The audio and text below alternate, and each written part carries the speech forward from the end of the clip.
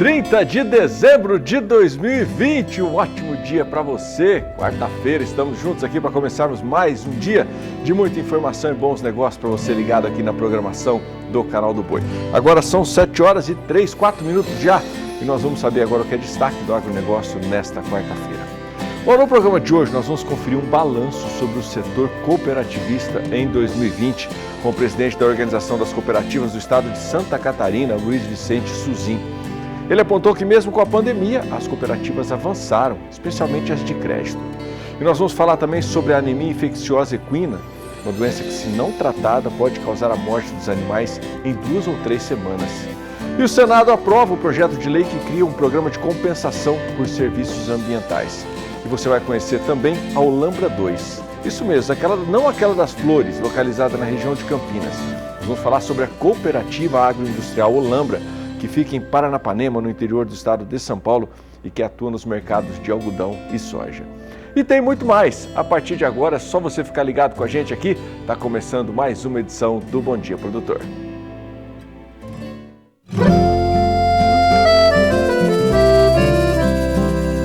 Acorda que o galo já cantou e o sol já vem fazer brotar mais um novo dia. Lenha no fogão, café pra esquentar e a bicharada no quintal.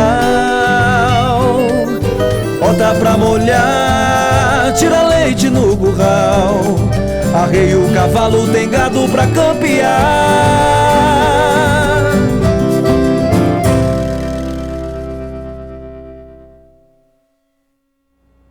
7 horas 6 minutos pelo horário de Brasília.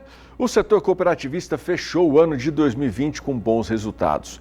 Durante esse tempo de pandemia, os bancos recuaram e as cooperativas avançaram, especialmente as de crédito, e acabaram sendo um suporte para o movimento cooperativista. A repórter Berenice Leite, de Brasília, traz as informações. A chegada da pandemia necessitou de ajustes, adaptações e planejamento. Mesmo assim, foi um ano extremamente positivo para as cooperativas agropecuárias que mantiveram suas atividades. Os preços agrícolas em alta contribuíram em boa medida para esse sucesso. O senhor concorda com isso? Qual a sua opinião? Com certeza. Nós iniciamos o ano de 2020 realmente com os preços dos commodities, dos preços agrícolas, que estava meio estável. Mas depois foi melhorando esse preço, realmente foi um preço satisfatório, para dizer, para bom, né? Realmente o preço da soja, milho, o próprio arroz também, tudo que vem da agricultura. Isso puxou realmente, animou o nosso produtor, principalmente aqui em Santa Catarina, são pequenas propriedades, né? A fazer o novo plantio da nova safra também com uma tecnologia cada vez melhor. Então isso realmente deu um alento muito grande para o campo, para o nosso produtor rural, para ele continuar trabalhando cada vez melhor. E as cooperativas de crédito, elas também atuaram como um agente moderador, né? Criaram aí uma referência mais competitiva, baixando a taxa de juros, até porque os bancos meio que se fecharam agora nessa época de pandemia. As cooperativas de crédito, como sempre, principalmente nós aqui em Santa Catarina, nós temos uma intercooperação bastante grande.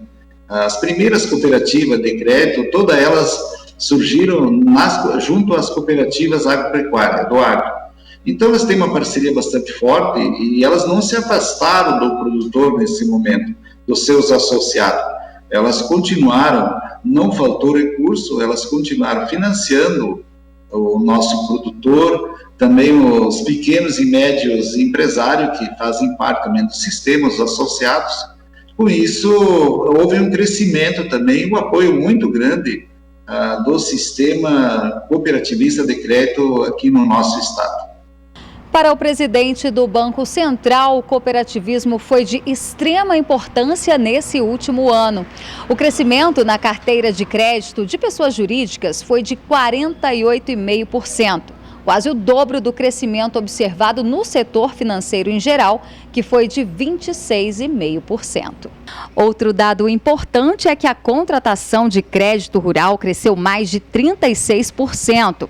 Isso sinaliza o interesse das cooperativas brasileiras em investir cada vez mais na gestão de seus negócios. Eu poderia apresentar alguns números, até mesmo a respeito da questão de geração de empregos, receitas? Santa Catarina, apesar da pandemia que a gente levou na entrada dessa pandemia lá no mês de março, realmente deu assim uma instabilidade, uma insegurança no momento, né?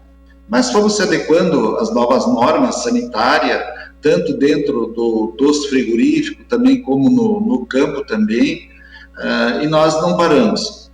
A exportação foi muito importante para o nosso estado, nós somos um grande produtor de suínos, de aves, Santa Catarina, e isso animou bastante. Crescemos bastante no número de empregos, tanto na agroindústria como no campo também, isso foi muito importante. O cooperativismo de Santa Catarina, como eu falei no início, nós temos 7 ramos de cooperativa aqui no nosso estado, há uma intercooperação bastante grande entre todos os ramos. E o agro foi o que mais puxou. Automaticamente, as demais cooperativas são ligadas também pela intercooperação e nós vamos fechar o ano de 2020 acima do nosso planejado. O nosso cooperativismo em Santa Catarina, acho que fecha o ano acima de 50 bilhões de reais e também com um resultado bem satisfatório para o ano de 2020. Então, apesar de tudo, dá para se dizer que Santa Catarina, o cooperativismo fecha acima das expectativas. Vamos falar de mercado do boi gordo agora, porque a pouca oferta de animais tem pressionado as cotações para cima. Vamos entender melhor essa história acompanhando a análise da Scott Consultoria, hoje com a participação do analista Felipe Fabre. A terça-feira foi marcada aí pelos compradores arregaçando as mangas literalmente em busca dos vendedores.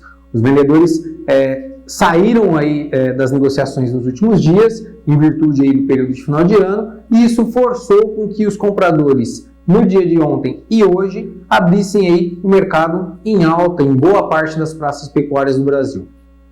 Em São Paulo, o dia foi de alta novamente no mercado do boi gordo. Os compradores saíram aí ofertando hoje R$ 3,00 a mais na arroba do boi gordo, da vaca gorda e da novilha gorda. E com este movimento de alta de R$ 3,00, as categorias passaram a ser negociadas em R$ 263,00 a arroba para o boi gordo, R$ 245,00 a arroba a vaca gorda e R$ 253,00 a arroba a novilha gorda. Preços brutos e à vista. Essa movimentação de alta ela não foi observada só em São Paulo, ela foi vista hoje pela Scott Consultoria em 17 das 32 praças monitoradas, em virtude principalmente dessa ausência de vendedores no mercado do boi gordo nos últimos dias do ano.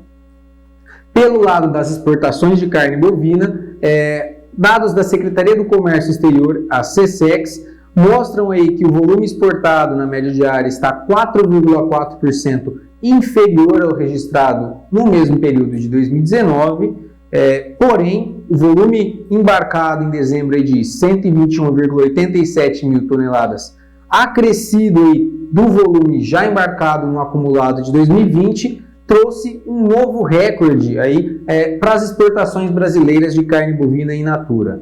Em 2020, até o momento, somando esses 121,87 mil toneladas, mais o acumulado do ano até o momento, nós temos um acréscimo aí de 8,8% nas exportações, comparado a 2019. Um volume aí na casa de 1,70 milhão de toneladas exportadas.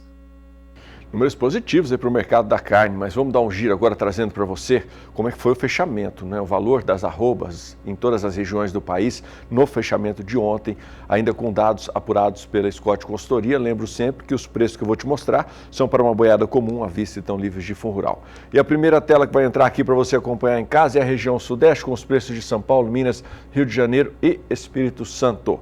Região Sudeste fechou o dia de ontem com alta de R$ 3,00 na arroba em Barretos e Araçatuba, alta de R$ 7,00 em Belo Horizonte e alta de R$ 1,00 no Espírito Santo. Vamos agora para a região Sul.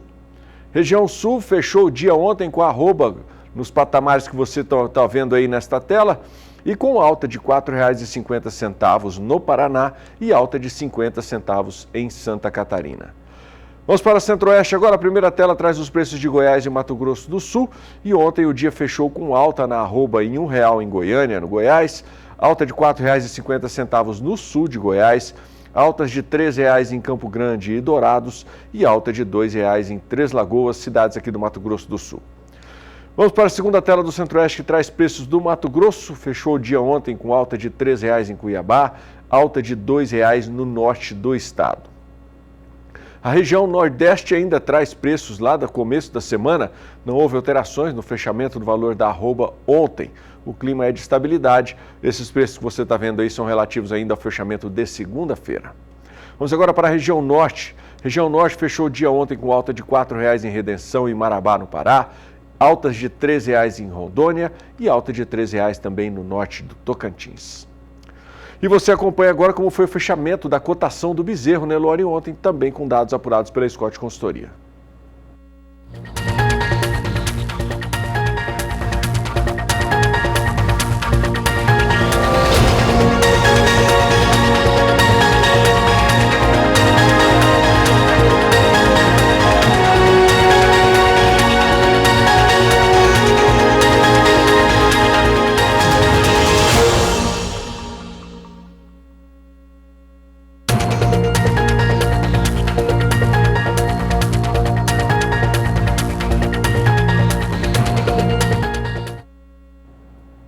Bom, o ano de 2020 foi positivo para o mercado da carne bovina também no estado de Mato Grosso. Nós vamos conferir agora um balanço, foi realizado pelo IMAC, o Instituto Mato Grossense da Carne, com o repórter Valdir Pacheco. Na avaliação do IMAC, Instituto Mato Grossense da Carne, o ano de 2020 entrará para a história como aquele em que o mercado brasileiro da carne bovina encarou uma das mais desafiadoras crises de consumo e, apesar de tudo, saiu mais fortalecido. Segundo a entidade, a análise vale principalmente para o estado de Mato Grosso, que se manteve como protagonista no setor, garantindo e ampliando volumes do produto dentro das exigências internacionais, sem desabastecer o mercado interno e dando novos passos no caminho para a produção sustentável. Dados divulgados pelo IMEA, Instituto Mato Grossense de Economia Agropecuária, indicam que de janeiro a novembro de 2020, Mato Grosso exportou 452.660.000 toneladas de equivalente carcaça, ampliando em cerca de 6% o desempenho de 2019. De acordo com os técnicos do IMAC, o responsável por esse crescimento foi o mercado formado por China e Hong Kong, que de janeiro a novembro de 2020 respondeu por 56% da carne bovina exportada pelo estado, que atende em quantidade e qualidade à demanda chinesa, aumentando em 60,4% o volume do ano passado e em 67,8% a receita com as exportações. No decorrer de 2020, a participação do estado no total de carne bovina exportada pelo Brasil chegou a 22%. Além de evoluir no comércio exterior, Mato Grosso liderou a produção de carne em 2020, com um volume acima de 644.000 toneladas, segundo o Instituto Brasileiro de Geografia e Estatística, IBGE. O quantitativo de animais também se ampliou em 2020. Em maio, já eram 30,98 milhões de cabeças, um crescimento de 1,46% em relação a 2019. Mato Grosso segue assim, líder no ranking nacional de rebanho bovino. De Sinop, Mato Grosso, Valdir Pacheco. E eu tenho um convite para você que está ligado aqui no programa. Que tal participar comigo aqui desta edição do Bom Dia Produtor? Como você pode fazer isso? Pega esse telefone que está aqui embaixo, que é o nosso WhatsApp, 67998631001. Abre o seu smartphone e vai no WhatsApp, escreve a sua mensagem e manda para a gente. Vou ficar muito feliz com a sua participação. Se você estiver acompanhando a gente pela internet, vale a pena dar um pulinho lá na página do canal do Boi, no Facebook também, por onde a gente está ao vivo, simultaneamente com o nosso portal sba1.com. Bom, tem intervalo comercial e no próximo bloco nós vamos falar sobre a anemia infecciosa equina, uma doença que, se não tratada, pode causar a morte dos animais em 2 ou 3 semanas. E tem previsão do tempo também, para quem está querendo saber como é que fica o dia hoje na região centro-oeste do país. Fica por aí, não sai daí não, eu volto já.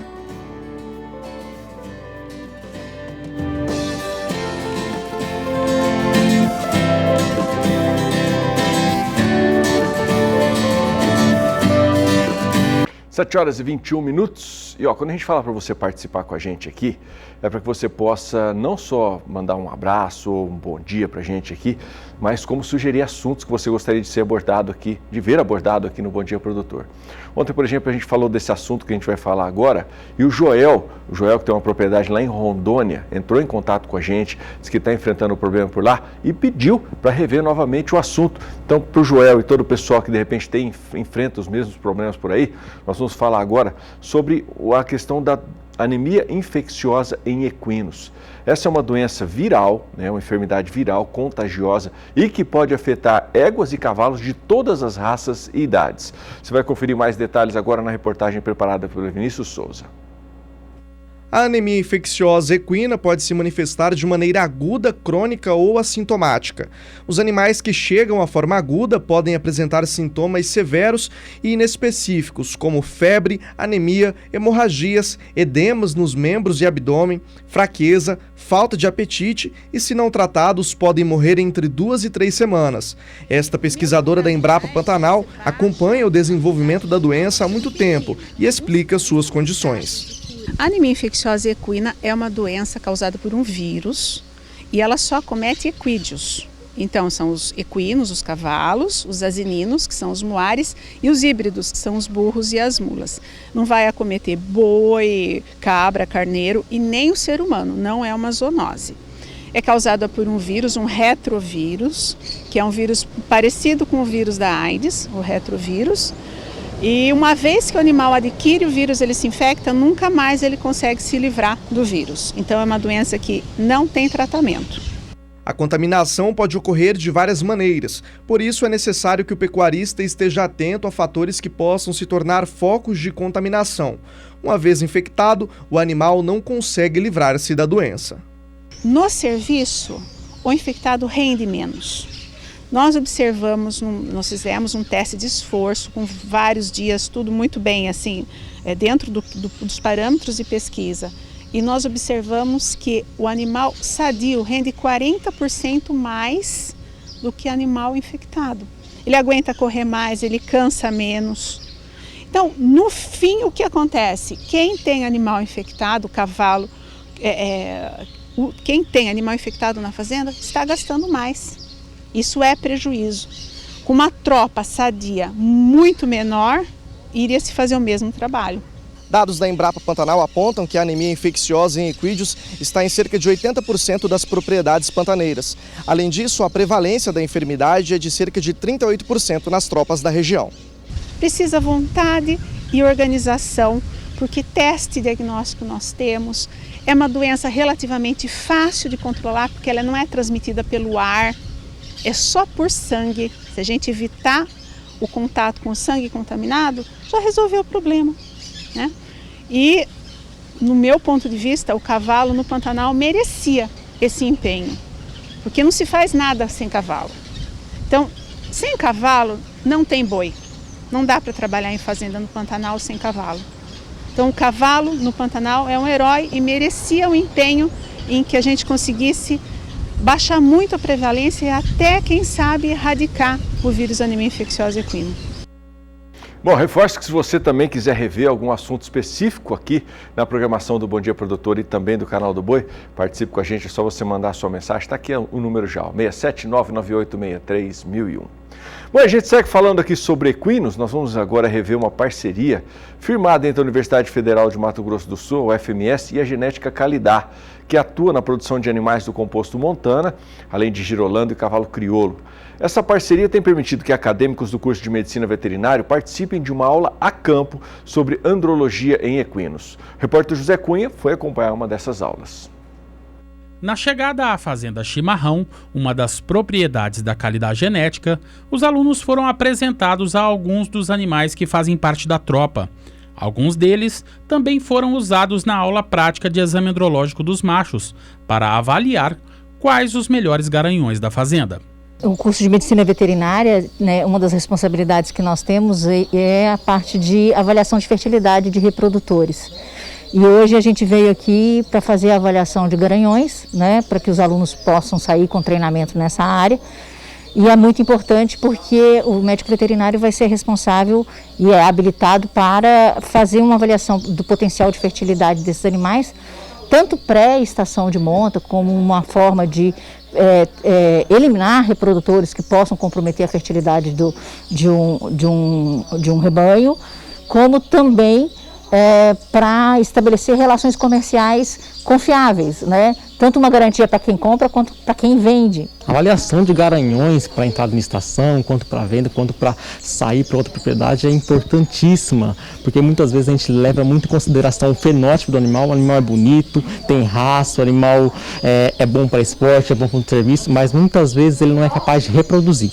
Então o nosso trabalho é verificar a aptidão desse animal para prole futura. Então, animal que ele é precoce, produz cedo. Nós trabalhamos hoje com animais novos, animais jovens. Então, animal que tem qualidade espermática cedo, ele é um animal que tem ótimas chances de levar isso para as prole futuras. O exame andrológico visa a identificação dos animais que produzem sêmen viável, com qualidade e precocidade, que serão os melhores reprodutores utilizados.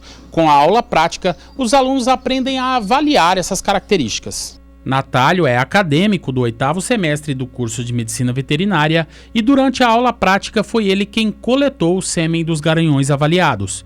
Ele diz que pretende atuar na área de reprodução animal de grandes portes após o término da universidade.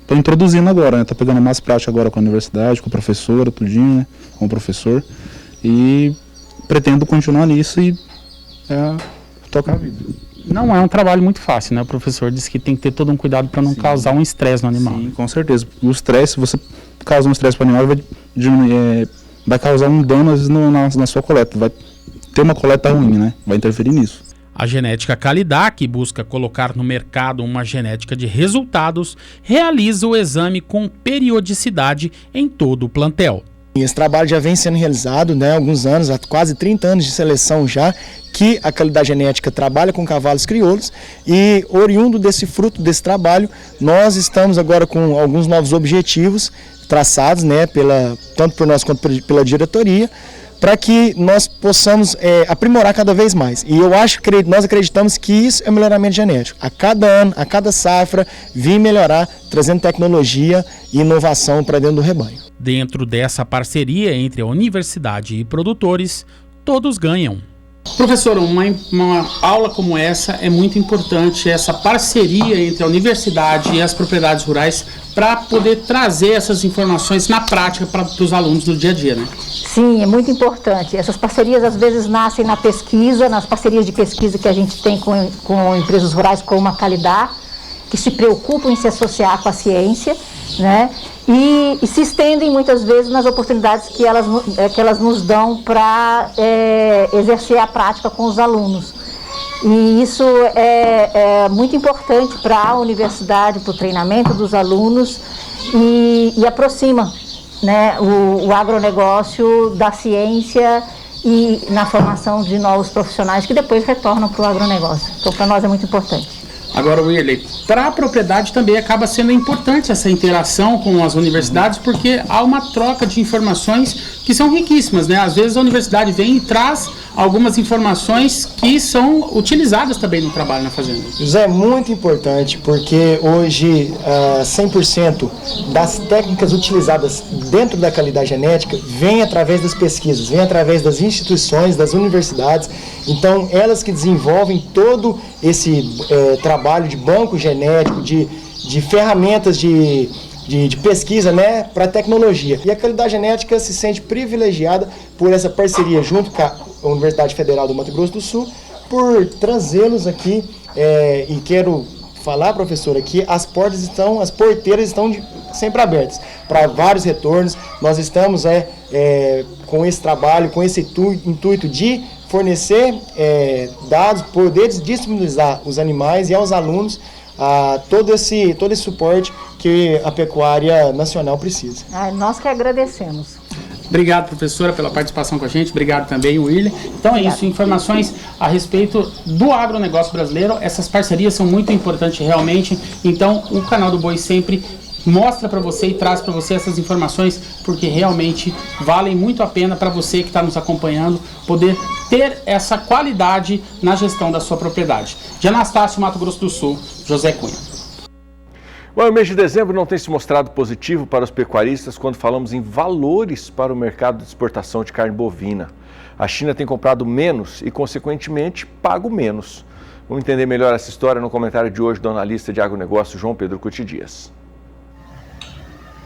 A pressão de baixa continua no mercado de carne bovina. Você olha os preços em São Paulo, aquele preço que chegou a rondar os 290, 295 para gado voltado no mercado chinês. Hoje se fala em 250, 255. Já é uma queda extremamente significativa, mais de 15% em cima do preço que estava. A alegação dos frigoríficos que aumenta, o mercado não está absorvendo toda essa carne produzida, mercado interno. O chinês retirou-se um pouco das compras em função da questão do ano novo lunar deles. E a escala deles, que antes era bem restrita, 3, 4 dias, hoje dá mais de uma semana. Alguns frigoríficos falam, não sei se é verdade ou não, que estariam com escala fechada até o fim do ano. Bom, a virada do ano, você não pode esperar muita oferta de animais, porque você não tem o confinamento, a questão do confinamento já foi, o que tinha que foi praticamente muito pouca oferta. Animal de pasto nas principais regiões de pecuária do Brasil, você não tem oferta, porque a chuva atrasou, atrapalhou, estão vivendo um período complicado em termos de oferta e forragem. Isso atrapalha e atrasa o processo de aprontar gado a ponto de, em janeiro, ter uma oferta muito grande. Não vai ter isso não. Vamos ver se o mercado estabiliza nesse patamar. Janeiro é o mês que os chineses normalmente voltam à compra, e eles são um grande comprador de carne brasileira, 42% vai para o mercado da China continental, 17%, 16% para Hong Kong, e isso vai acordar o mercado novamente, que vai ser a demanda deles não é demanda pequena, eles compram uns 50, 60, 70 mil toneladas, isso aí acorda o mercado. O IMEA, o Instituto Mato Grossense de Economia Agrícola, fez um relatório projetando a mudança do ciclo pecuário. Eles argumentam que a partir, não 2021, que não vai ter oferta ainda significativa de animais, mas que no ano 2022, com certeza, haverá um aumento de oferta de bezerros e garrotes, em função dessa retenção de cria que começou no segundo semestre do ano passado, diminuiu o abate de fêmea, essas fêmeas vão aumentar a oferta de bezerro. Em 2022, então, vai ter uma maior oferta de bezerro. Simultaneamente a isso, se houver uma queda no preço do bezerro, normalmente há uma maior oferta de carne de fêmeas para abate, e isso pode impactar no preço da arroba, ou seja, maior oferta de carne de animais, consequentemente maior oferta de carne, isso impacta no preço. Alerta para o pecuarista: cuide seus custos, trabalhe bem, procure o máximo de retorno possível, cuide bem de sua pastagem. A maneira mais barata de produzir boi, não tem outra mais barata do que em cima de pasto, para que você possa enfrentar um possível ciclo que daqui 2 anos, 1 ano e meio, 2 anos, vai acontecer. Isso aí sempre aconteceu na pecuária, você tem isso. O que o Brasil tem que fazer, a cadeia tem que fazer, é brigar em cima de melhorar a nossa venda lá fora. Esse ano é um ano ruim para o mercado interno brasileiro, o país vai fechar com uma recessão de 4,5%. Esperamos que em 2021, com as reformas, com a economia voltando aos eixos, com a vacina, com o mundo inteiro voltando ao novo normal, a produção, o consumo de carne bovina também aumente.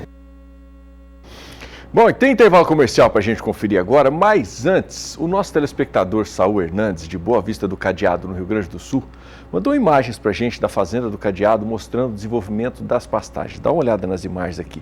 Ele é criador da raça Angus e mandou essas imagens aqui para a gente ter uma ideia aí da beleza da pastagem que está se formando lá, que está formada, né, na verdade, lá na fazenda do Cadeado, no Rio Grande do Sul.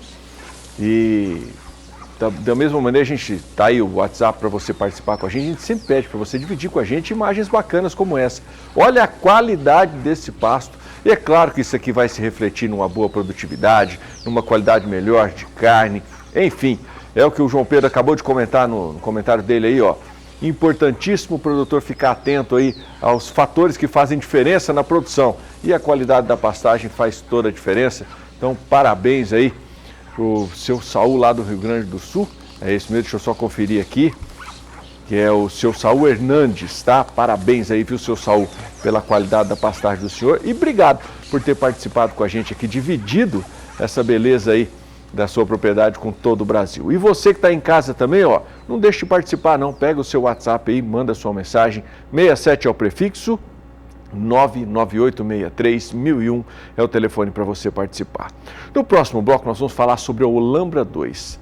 Você já deve conhecer a Olambra das Flores, né, que está localizado na região de Campinas. Só que nós vamos falar desta vez da Olambra da Cooperativa Industrial, que fica em Paranapanema, no interior do estado de São Paulo, que atua nos mercados de algodão e soja. Fica ligado, daqui a pouco você entende melhor essa história. Tem previsão do tempo para quem está na região sudeste e não sai daí porque eu volto em 2 minutos.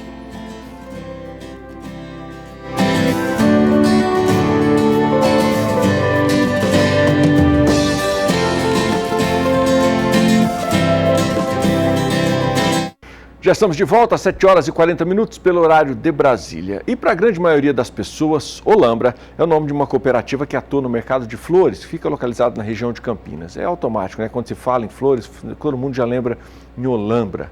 E, inclusive, essa cooperativa originou uma cidade com o mesmo nome no estado. Mas o que pouca gente sabe, é que existe uma outra Olambra que foi criada há 60 anos atrás, também por holandeses, e que hoje fatura 1 bilhão e 200 milhões de reais e tem 150 cooperados.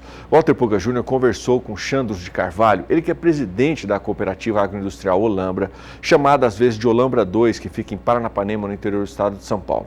Essa cooperativa atua no mercado de algodão e soja e, por exemplo, em áreas, somam 62 mil hectares.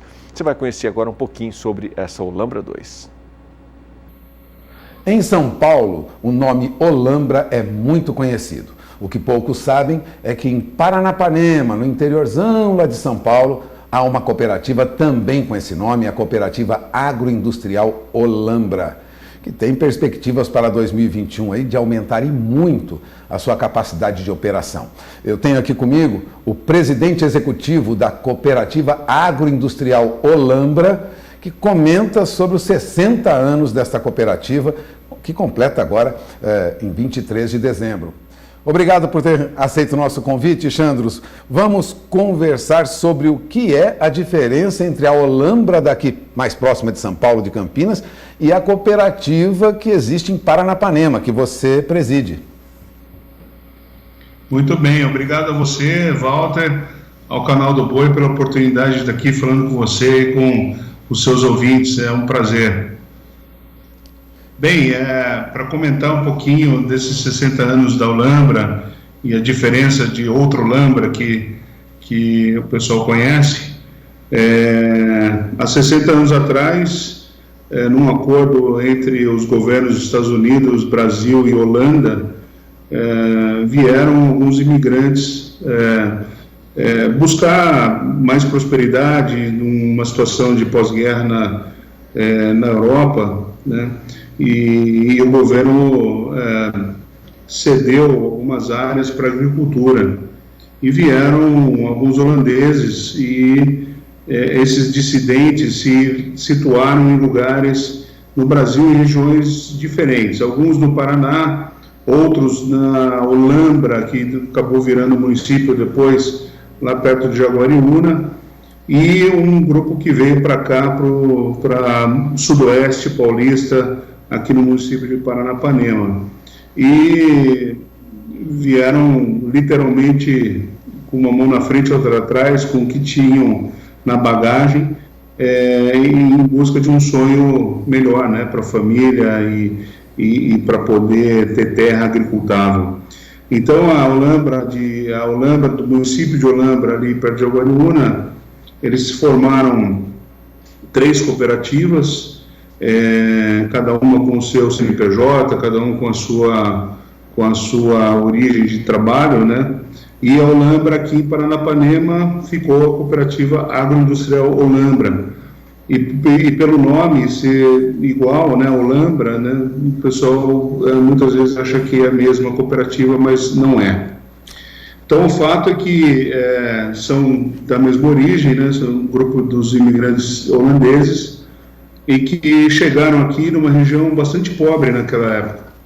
E na enxada foram abrir as áreas e trabalho de sol a sol, suado, começaram essa história, que faz 60 anos na semana que vem. E hoje a gente pode celebrar que esse trabalho e esse projeto foi muito bem sucedido, né, porque a cooperativa agroindustrial Olambra acabou de sair nas maiores e melhores da Exame, como entre as 200 melhores da Exame. Nós atingimos 1 bilhão de faturamento esse ano, em outubro, e vamos fechar um ano com um pouco acima de 1.200 de faturamento, um crescimento de 27,5% versus 2019. Bom, e eu gostaria de perguntar também sobre a perspectiva para 2021, que a perspectiva para vocês 2021 é de um aumento aí em toneladas de produtos que vocês vão processar, né, na negociação, vão tratar na negociação. Ora, mais de 320 mil toneladas é a previsão para o ano que vem? Mais de 320 mil toneladas. No ano que vem, provavelmente, a gente chega a 600 mil toneladas de grãos, e a perspectiva de crescimento do nosso faturamento é muito boa. A gente está prevendo 32% de crescimento para o ano que vem.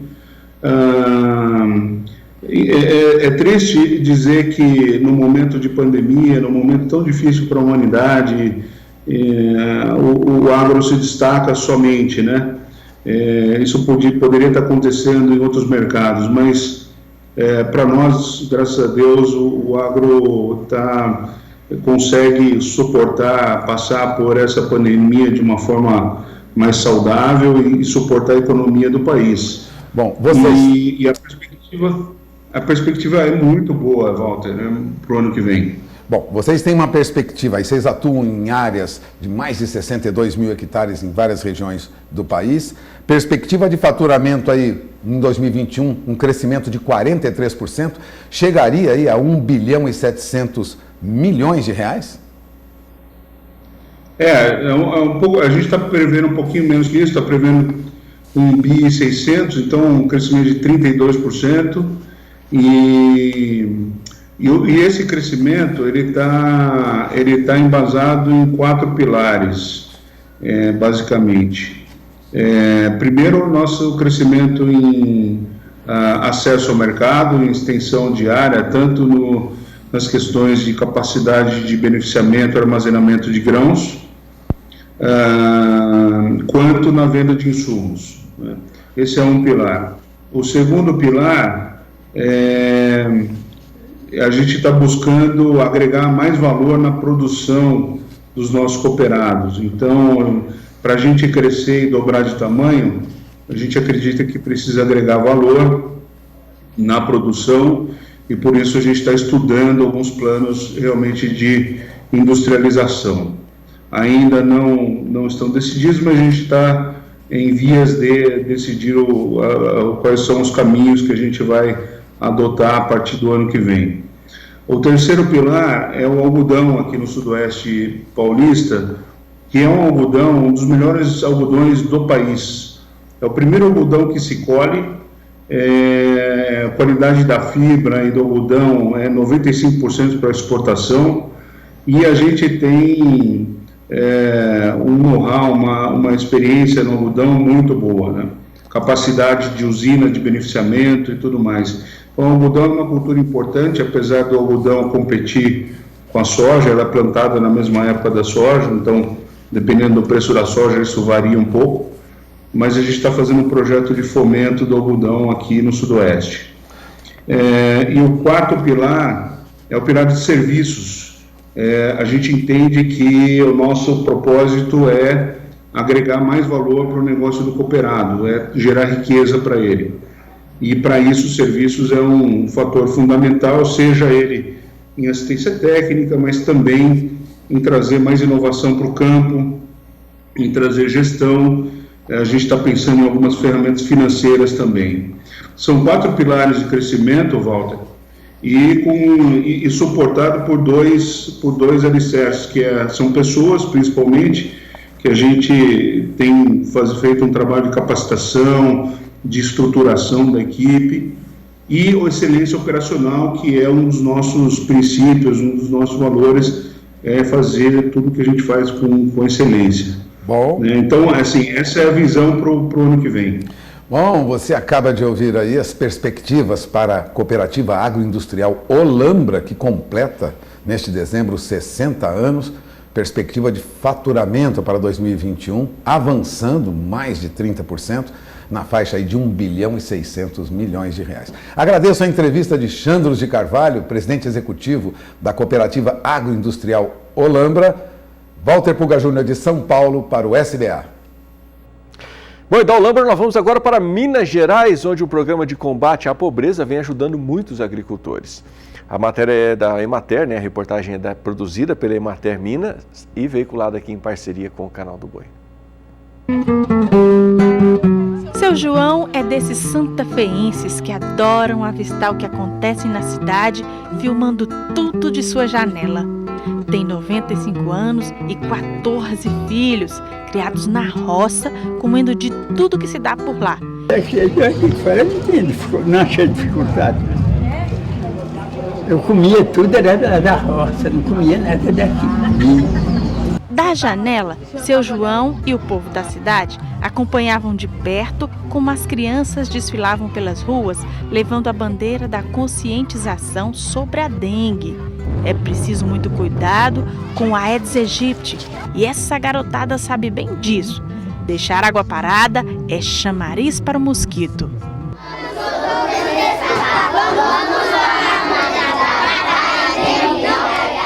Por nossas andanças pelo município, que tem quase 4.000 habitantes, podemos conhecer um pouquinho do jeito de ser desses munícipes. Foi então que chegamos à comunidade Mucambo, onde a água em períodos de seca vira ouro. Há 10 anos aproximadamente, a comunidade Mocambo, aqui de Santa Fé de Minas, foi beneficiada pelo Programa de Combate à Pobreza Rural. E desde então, a Associação de Moradores construiu uma caixa d'água que capta água da vereda Canguçu, e só assim eles trouxeram, através de encanamento, a água aqui para casas de moradores como o seu Didi. Vocês estão vendo agora que ele está irrigando a bananeira aqui no pomar doméstico dele, que igual a outros moradores aqui fazem também, e mata a sede dos animais que tem em casa. E isso mudou a realidade de vida deles. Coisa boa, né? Mudou tudo. Foi uma maravilha, uma beleza. Porque antes secava o campo, secava e a gente ficava naquela maior dificuldade. Depois que veio a água, foi uma maravilha, uma benção para todos nós aqui da comunidade. E o que você tem plantado aqui? Eu vi que tem uma diversidade de coisa aqui no quintal, né? Eu tenho um maracujá, tem abacaxi, tem uma hortinha ali, tem bananeira, tem muita pé de abóbora aqui, tem uma maravilha, tem muita coisa plantada aqui através dessa água. Foi uma beleza, foi uma benção.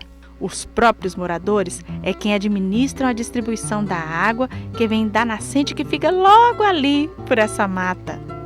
Ela chega a essa caixa e segue direto para a casa das pessoas. Em períodos de longa estiagem, utilizam também a água de poços artesianos. Antes o pessoal precisava pegar água na lata, no córrego. Hoje em dia cai na torneira aí em casa, não tem trabalho nenhum mais. Gustavo é quem faz a medição da água.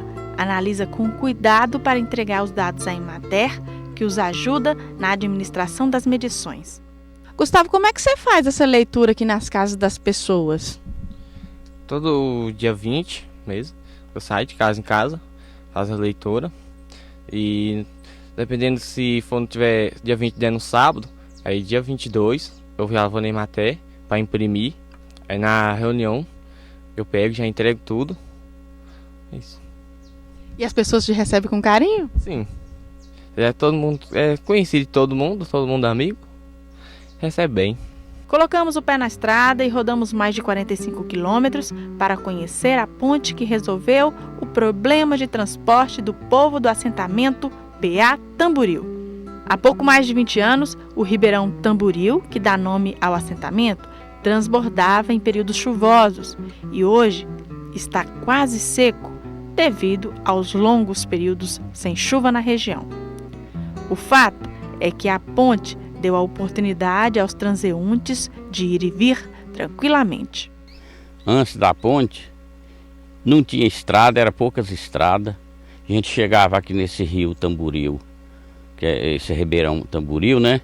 Aqui tinha vezes a gente ficava aí 2, 3 horas esperando ele vazar para a gente poder passar. Era muito dificultoso aqui.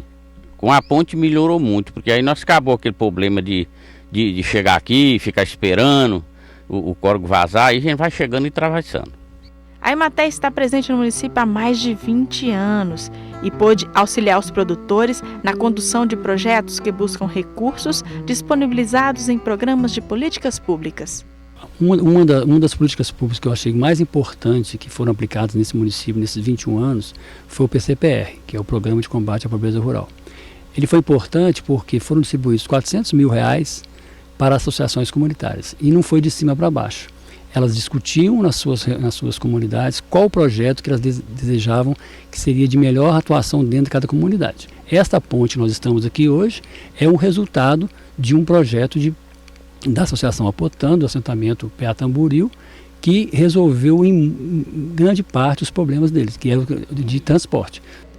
No assentamento, nos foi apresentado o trabalho das costureiras que se reúnem em uma associação composta por 10 mulheres que aprendem diariamente sobre a arte do corte e costura. Essas guerreiras fazem jus ao adjetivo. Construíram com as próprias mãos a sede onde trabalham, erguendo tijolo por tijolo os sonhos que planejam tecer a bordo das máquinas de costura que as devem levar logo para o mercado. Em nosso bate-papo, contaram que a vontade de aprender mais e se qualificar é grande, mas ainda enfrentam dificuldades em adquirir matéria-prima para colocar os projetos em dia. Aqui dá para ver que costuram coxas com fundo duplo, com retalhos, confeccionadas com algodão cru e pintado à mão, tapetes diversos e muito mais disponíveis na mesa da criação. Nos encontramos com um grupo de foliões de reis que há 10 anos encantam as festividades religiosas em Santa Fé. O padroeiro da cidade é São Sebastião, que aparece todo imponente nessas imagens na parede da igreja e em frente à paróquia. Os foliões são tão devotos que se transportam através da música até os céus, como descreveram.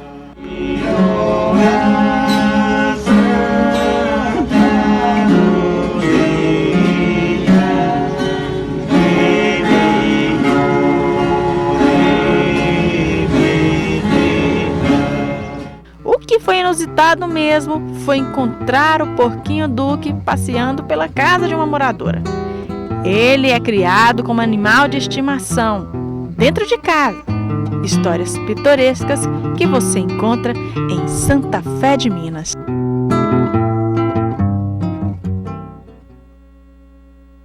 Legal, né? Bom, esse foi mais um ano de conquista do Grupo Catayama, parceiro aqui do SBA. E um dos braços desse grupo, a Catayama Pecuária, realizou e consolidou sua seleção de Nelore com uma venda muito expressiva aqui pelo Canal do Boi, que foi realizada em agosto. Foram vendidos mais de 1.200 produtos com ampla aceitação e valorização. Aí, aproveitando que estava passando por aqui o gerente da Catayama Pecuária, o Otávio Silva, o Daniel de Paula fez uma entrevista com ele, onde ele fez um balanço desse ano de 2020 e também já falou dos projetos para 2021. Foi mais um ano incrível da Katayama Pecuária, mesmo diante de tantos desafios, vencido com a aceitação de uma genética que é tão rigorosamente selecionada pela equipe da pecuária, que é comandada pelo Otávio, que está aqui com a gente, fazendo uma visita ao centro de TV do Canal do Boi. Eu acho que o bom é chegar no fim do ano, olhar para trás e falar assim, nossa, deu certo todo o nosso trabalho. Aliás, vem dando certo ao longo de tantos anos, né, Otávio? Mas isso reforça um desafio para o próximo ano, quer dizer, vocês continuam com essa indústria de genética. Antes da gente falar da programação, essa indústria genética não para nunca, né, Otávio?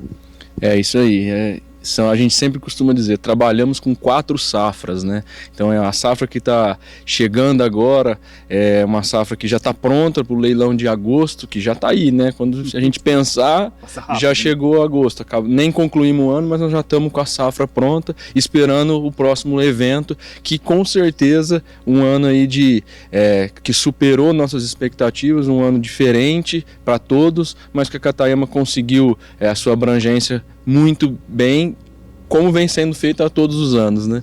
Isso significa que renova o compromisso daquele rigor de seleção, para você, com essas 4 safras que vocês trabalham, cada uma delas passa pelo mesmo rigor de avaliação, as etapas todas, né? Quer dizer, cada grupo de animais está na sua fase de seleção, porque não é todo mundo que vira Katayama para o mercado, não.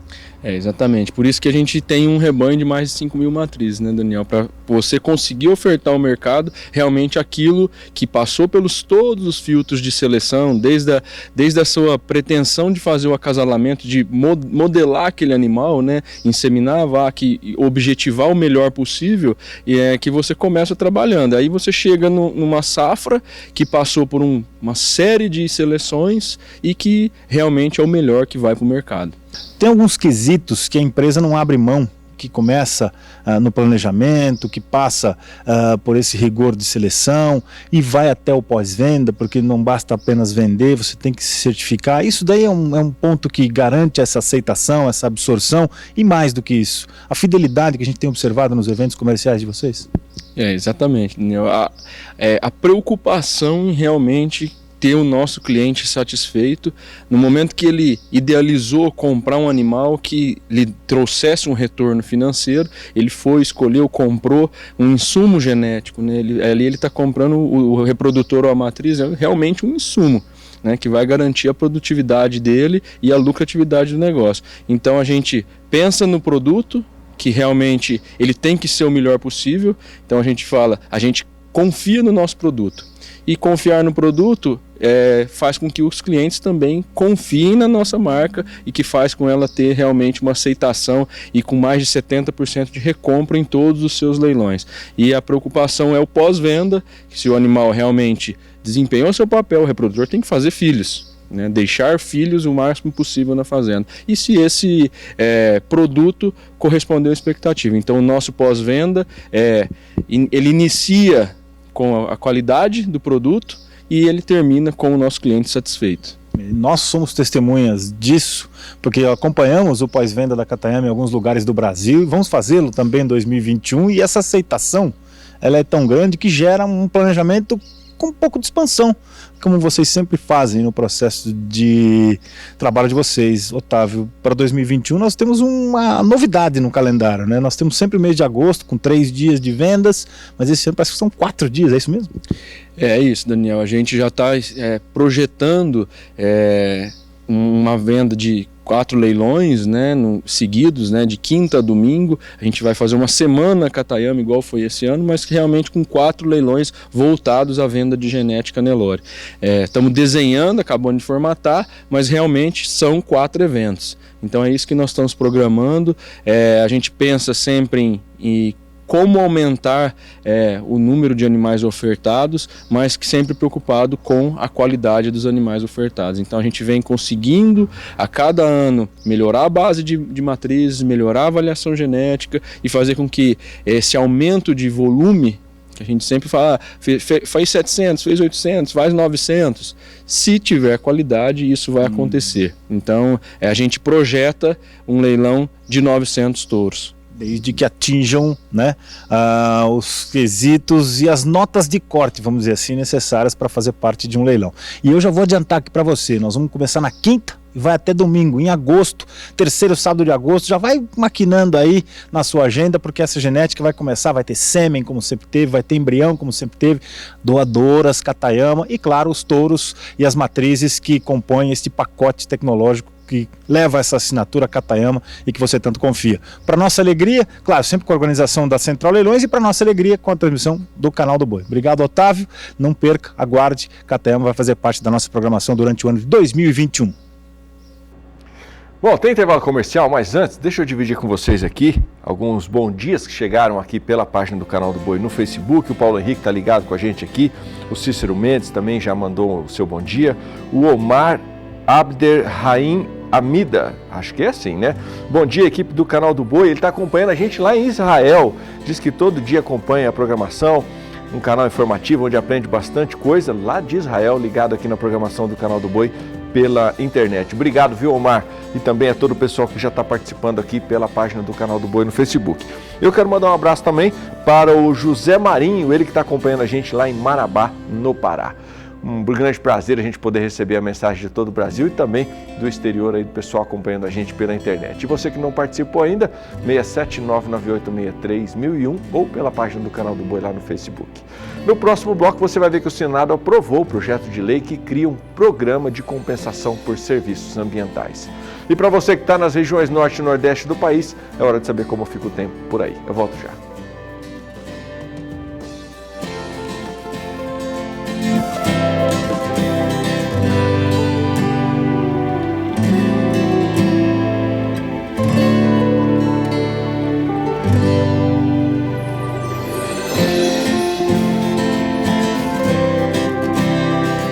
Oito horas, 6 minutos, estamos de volta. Eu quero mandar um abraço para o Paulo José também, que está ligado aqui na programação e eu acabei esquecendo de ver o nome dele aqui. Obrigado, viu, Paulo? Bom, a gente agora há pouco mostrou aí as imagens do seu Saul lá do Rio Grande do Sul, mostrando aquela belíssima pastagem dele. E as pastagens nativas são um dos mais valiosos recursos naturais do Pantanal para a pecuária. Esse tema vem sendo estudado pela Embrapa Pantanal em parceria com universidades e instituições desde a década de 1980. Devido à crescente procura por informações sobre forrageiras nativas e diante de algumas dificuldades na identificação dos tipos de pastagens, a Embrapa reuniu pesquisadores que desenvolveram um guia sobre o assunto. Acompanhe os detalhes com Vinícius Souza. De acordo com informações divulgadas pelo pesquisador Pote, hoje na região do Pantanal existem cerca de 2.500 plantas e 300 gramíneas. Para entender um pouco mais sobre esse assunto e sobre as forrageiras nativas da região pantaneira, eu converso com a pesquisadora da Embrapa Pantanal, Sandra Santos. Pesquisadora, obrigado pela sua participação. Seja bem-vinda ao Canal do Boi. Começo perguntando para a senhora sobre a formação dessas gramíneas. Como que acontece? Então, essa riqueza de gramíneas nativas do Pantanal é que torna a região pantaneira com grande aptidão para a criação extensiva da pecuária de corte. E nós temos assim gramíneas de qualidade alta, média e baixa. Mas assim é muito assim complexo a identificação desses tipos de gramíneas nativas. Então nós resolvemos desenvolver esse guia de identificação dos tipos de pastagens nativas para auxiliar os criadores, os técnicos da região na identificação dessas gramíneas nativas e assim fazer um manejo sustentável dessas pastagens. De maneira simplificada, a pesquisadora explicou a forma para a percepção das diferenças entre as gramíneas e a formação das forrageiras, tema que foi abordado no Guia para a Identificação das Pastagens Nativas do Pantanal. Então, nesse guia, nós fizemos uma classificação hierárquica. Primeira coisa, nós observamos a formação vegetal do local onde eu estou avaliando. Aí eu verifico se é florestal, se é savana, se é campo. E depois eu posso classificar em termos de fitofisionomia, se é uma área de cerrado, se é uma área de campo, se é uma área de campo cerrado. E daí eu avalio qual que é a planta que domina. Se é uma espécie arbustiva, se é uma espécie herbácea. E aí eu vou na forrageira-chave. E aí pode ser uma gramínea ou uma forrageira, uma ciperácea, Mas no Pantanal, as principais mesmo forrageiras são as gramíneas, né? São as nativas. E nesse guia nós temos tanto as gramíneas como as ciperáceas e também outras espécies. No guia também existe uma tabela com valores nutricionais das espécies de forrageiras, o que se torna uma grande aliada da pecuária pantaneira. Hoje as pesquisas apontam que possam existir cerca de 2.500 forrageiras e 300 gramíneas nativas. A necessidade de ter um guia de pastagens nativas era muito grande, né? E aí nós decidimos, junto com esse pesquisador, né, Dr. Valls, Dr. Anildo Pote e outros pesquisadores, nós decidimos fazer um guia mais prático e onde você tem uma metodologia hierárquica, né, que a gente começa desde o nível de formação florestal até chegar ao nível de espécie. E esse guia ele é todo ilustrado, né? E é bem prático. Nós temos cerca de 180 plantas, algumas forrageiras e algumas também invasoras, e que são tanto exóticas como nativas, e vai facilitar muito na tomada de decisão em relação ao manejo dessas pastagens do Pantanal. De Corumbá, Mato Grosso do Sul, Vinícius Souza. É hora do Cemex Destaca e hoje você vai conhecer o touro jovem da raça Brangus, o Arrow. Cemex destaca VPJ Arrow Final Cut FIV 520, um excepcional touro jovem, filho da vaca mais importante da raça Brangus no Brasil, com um dos melhores reprodutores brancos de todos os tempos nos Estados Unidos. Arrow é top 1% para ganho do nascimento até a desmama, top 1% para índice desmama, top 1% para índice final e top 2% para índice bioeconômico de carcaça no programa Natura. Arrow é um reprodutor de extrema harmonia, beleza racial, excelente musculatura, umbigo e aprumos. Baixe o app Cemex Brasil nas principais lojas de aplicativos e confira mais informações sobre essa máquina da raça Brangus.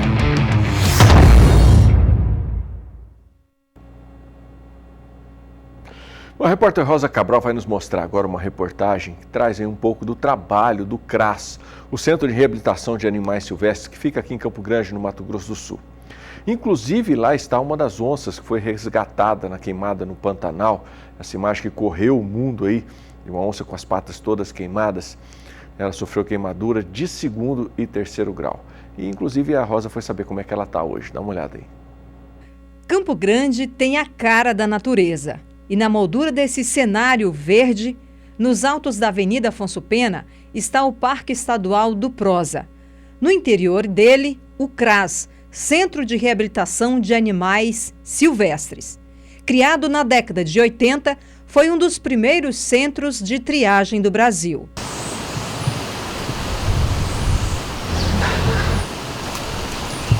Todos os animais que chegam aqui, né, passam por uma triagem bem severa, onde recebem tratamentos, onde passam por cirurgia alguns animais, né, que ali precisam. Geralmente vêm por atropelamentos e grande parte também esses animais chegam filhotes. O centro funciona como uma clínica veterinária. Faz o acompanhamento nutricional, sanitário e comportamental dos animais. Aqui, as espécies são alojadas em recintos individuais ou coletivos, obedecendo às características biológicas. É o caso dos macacos e das araras, por exemplo.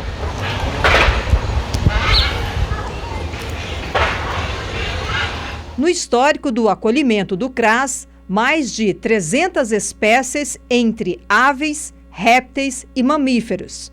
Algo perto de 41 mil animais. Fracionando em porcentagem, 68% são aves, 20% das espécies mamíferos, 12% répteis.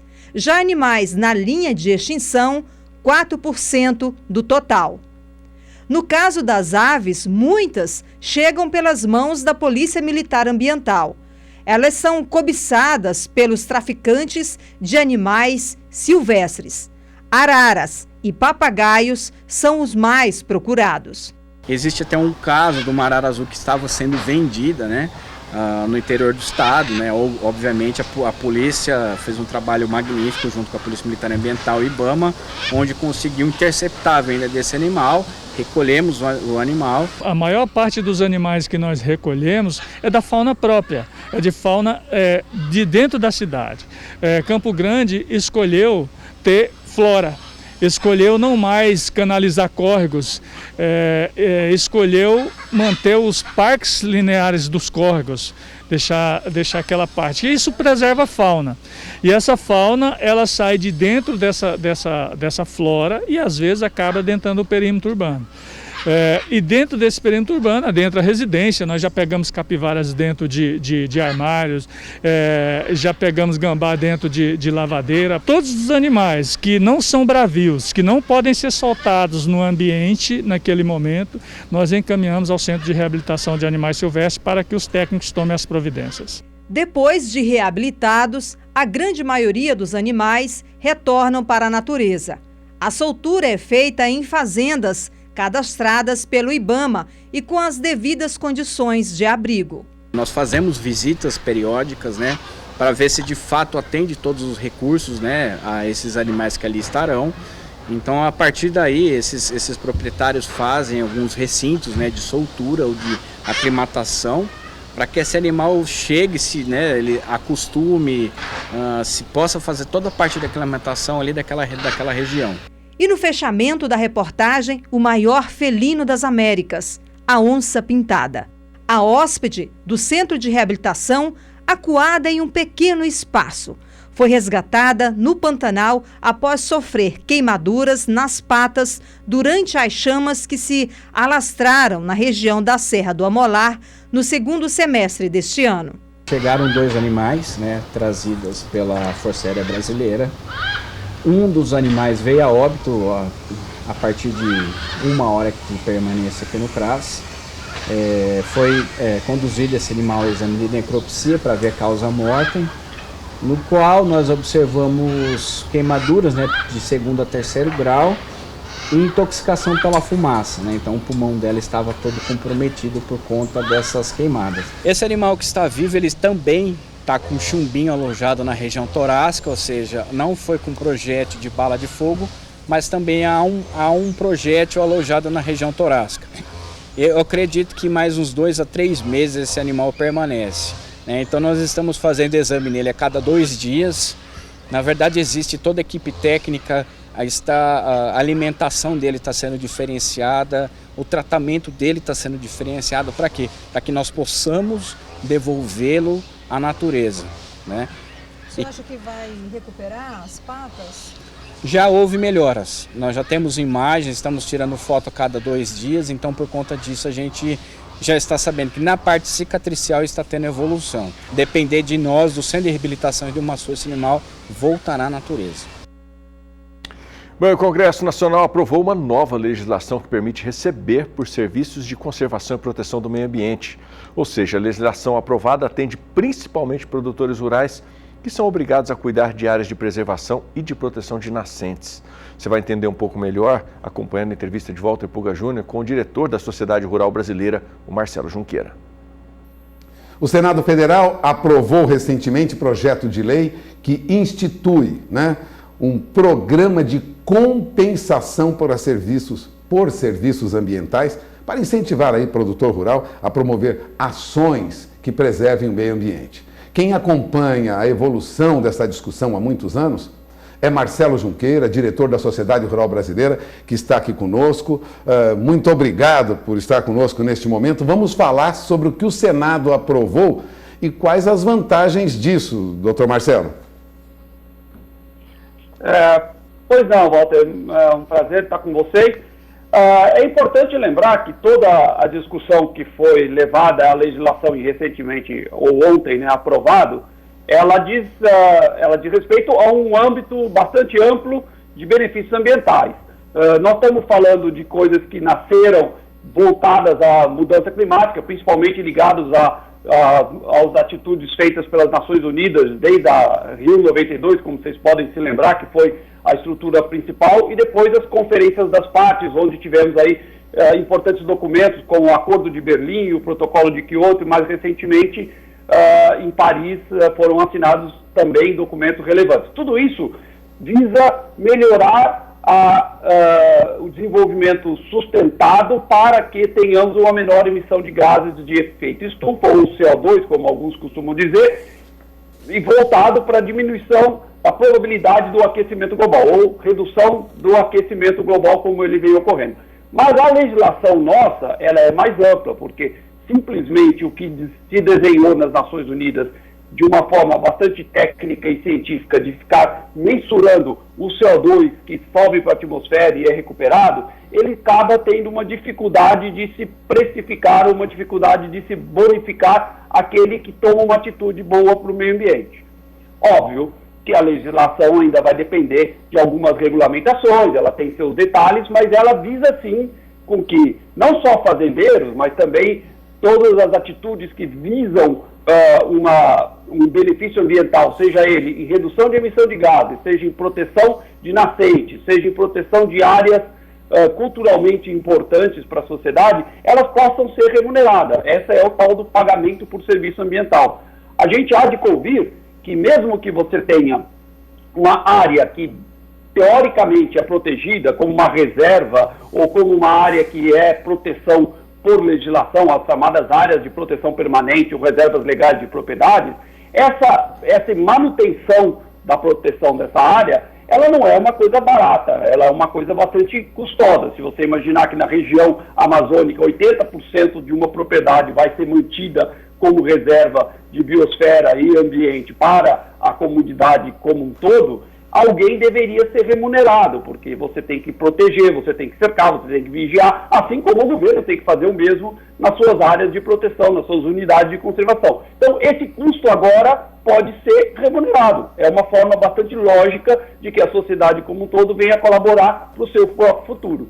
Vamos lembrar, eu gostaria de lembrar que nós temos já alguns projetos, né, doutor Marcelo, lá em Minas Gerais, que remuneram produtores que preservam nascentes. As prefeituras já remuneram alguns produtores. Essa proposta é uma proposta antiga, né? Ela vira lei agora, federal, mas é uma proposta antiga, não? Não, sem dúvida nenhuma. Existe uma série de legislações que já vem executando algo parecido. Como você citou, Minas Gerais, temos nascentes aqui, Rio Piracicaba, tem também os municípios aqui da região São Paulo fazendo atitudes semelhantes. Isso tudo tem uma vertente de desenvolvimento legal. Agora nós estamos construindo uma lei mais ampla, e a lei federal é uma lei mais ampla, para que todos possam se beneficiar e que também não venhamos a incorrer em erros. Pelo que eu compreendo da legislação atual, que foi aprovada, nós não vamos ter o Estado pagando, não é o Estado que vai ter que arrecadar impostos para pagar o setor privado ou um proprietário rural para manter. Não, nós vamos criar o arcabouço para que os custos de manutenção e preservação possam ser arcados pela sociedade como um todo. Então nós vamos ter os chamados, por exemplo, os green bonds, são os bônus verdes, que entidades do mundo possam pagar pelos bônus para poder cumprir com suas regras locais, americanas, europeias ou seja onde estiver, e esses bônus verdes auxiliam aos proprietários, auxiliam ao desenvolvedor de um projeto de manutenção de uma nascente, de desenvolvimento de uma reflorestação de uma área degradada ou de manutenção de uma área que era possível de ser desflorestada pela legislação brasileira, mas que em pró do recebimento dos pagamentos por serviço ambiental não o será. Então esses recursos virão de diversas fontes que não o Estado. Aí está a beleza da nova legislação. Produtor rural, agora o projeto vai para a Câmara Federal. Doutor Marcelo Junqueira, será difícil discutir isso na Câmara Federal? Porque no Senado já passou. Haverá muita discussão ainda em torno dessa nova legislação que remunera, por exemplo, produtores rurais por preservação do meio ambiente? Olha, eu não sou um expert político, mas pelo meu conhecimento, pelos os entendimentos que eu adquiri conjunto, principalmente ao secretariado do Ministério do Meio Ambiente, a legislação foi posta e discutida já dentro do âmbito da Câmara, tiveram algumas alterações lá a nível de Senado, principalmente para que se pudesse abraçar toda a parte de reserva legal e áreas de preservação permanente, porque essa é uma das discussões que muitas vezes parece ilógica, ou seja, se nós temos uma legislação que já determina uma obrigação de se manter uma área de reserva ou área de preservação permanente dentro da propriedade, por que cargas d'água teríamos que pagar para a pessoa fazer a manutenção dessa área?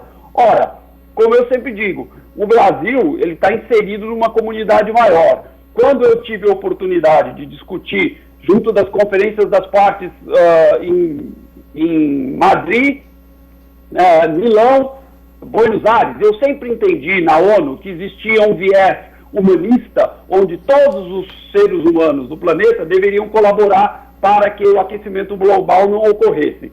Mas, ao outro lado, nós temos legislações locais que diferem. Se você olhar para o fazendeiro do Brasil, o proprietário agrícola brasileiro, e ele tem 20% nas regiões sul, ou 35%, ou 50%, ou 80% da sua área preservada, de acordo com a região que ele se localiza, para cumprir com a legislação ambiental brasileira. Em comparação, você vai viajar à Europa e ver o fazendeiro holandês ou fazendeiro francês, italiano, plantando quase que dentro do rio, em algum caso até dentro, no caso da Holanda, dentro do oceano, nós temos que diferenciar essas pessoas, nós temos que diferenciar essas condições. Então, essa legislação por pagamento de serviço ambiental abre a brecha para que o europeu possa vir aqui ajudar com que o fazendeiro brasileiro mantenha o seu serviço ambiental. Ora, se o brasileiro está ajudando a comunidade mundial como um todo, preservando uma floresta que ajuda na recuperação do aquecimento global, ajuda a mitigar o efeito do aquecimento global, por que não receber os créditos ou os pagamentos para esse serviço ser prestado para a comunidade como um todo? Então, isso é o viés que eu acho interessante, foi bem visto e bem aprovado no Senado. Eu acredito que na Câmara vai ter o mesmo tratamento, né? Bom, eu agradeço a entrevista, Dr. Marcelo Junqueira, um dos diretores da Sociedade Rural Brasileira. Vem aí o pagamento por serviços ambientais, né? Embora seja aberto a toda a sociedade, interessa muito ao produtor rural. Muito obrigado mais uma vez, Dr. Marcelo Junqueira. De São Paulo, Walter Puga Júnior. É importante lembrar que a entrevista do Marcelo Junqueira foi realizada antes da aprovação rápida, quase que imediata, na Câmara dos Deputados. Como Marcelo Junqueira explicou na entrevista, o pagamento por serviços ambientais já estava amadurecido no Congresso Nacional e por isso foi aprovado pouco antes do Natal por 282 votos favoráveis e apenas 2 contra. Bom, e com essa informação, a gente chega ao final também desta edição do Bom Dia Produtor. Agradeço demais o carinho da sua audiência. Amanhã e no dia 31, né? Amanhã e dia 1º você tem uma programação toda especial aqui. Então eu me despeço deixando um abraço apertado para você. Desejo de um ano muito produtivo e abençoado em 2021. Tem aí bons motivos para você comemorar com a sua família nesta virada do ano. E a gente volta a se encontrar no dia 3 de fevereiro, porque eu estou saindo de férias hoje. A partir de segunda-feira você está na companhia do Vinícius Souza, tocando aqui o Bom Dia Produtor. Até mais, tchau, tchau.